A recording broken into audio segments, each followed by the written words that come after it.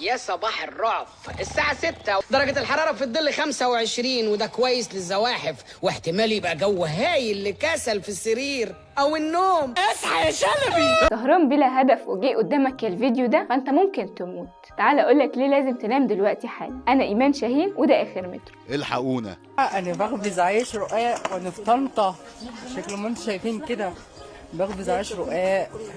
عيش رقاق بالسمنه البلدي وبالدقيق الفينو وباللبن، وعندكم مباسم اهي قاعده على العيش واني بطنطم وبسل.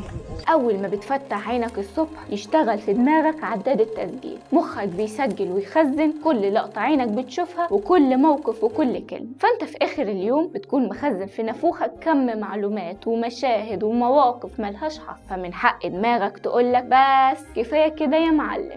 بس انا اروح اشخر عند امي براحتي. شد الفيشه واديني فرصتي اهندل كل العك اللي داخلي ده، واللي ليه لازمه هشيلهولك في الحفظ والصون، واللي ملهوش لازمه هرميه في الزباله علشان افضي مكان للي داخلي بكره. وتبتدي دماغك تفصل وتطلب منك انك تنام شويه علشان لو ما نمتش هتموت. وده مش كلامي، ده كلام دكتور ماثيو ووكر عالم الاعصاب اللي الف كتاب مخصوص اسمه لماذا ننام، والفه في 4 سنين علشان يقنعنا اننا لازم ننام. وزي ما احنا لو ما نمناش ممكن نموت، في مخلوقات معانا على الكوكب لو نامت هتموت. زي الدولفين الغلبان لو نام هيغرق، فبينام بنص دماغ، يعني نص دماغ نايم والنص التاني بيقوم. وعلى فكرة هو مش بيتولد كده، هو بيتولد عادي بينام بدماغه كلها، بس بيدرب نفسه على كده علشان يقدر يعيش. طب انت عارف انك كل ما تسهر اكتر كل ما تتخن اكتر؟ ما هو السهر مش هيبقى سادة كده، اقلها طاسة بيض بالسجق وبعدها نحلي بشوية لب وزداني كده على الماشي. والسبب بقى في كل الهيصة دي مش هتصدق مين؟ العالم توماس اديسون اللي اخترع اللمبة علشان ربنا خلقنا في النور بنصحى وفي الضلمة بننام. فتوماس باختراعه خلى طول اليوم نهار، وبقى ده من اهم اسباب الارق والسهر. السهر اللي بنتمناه ايام الامتحانات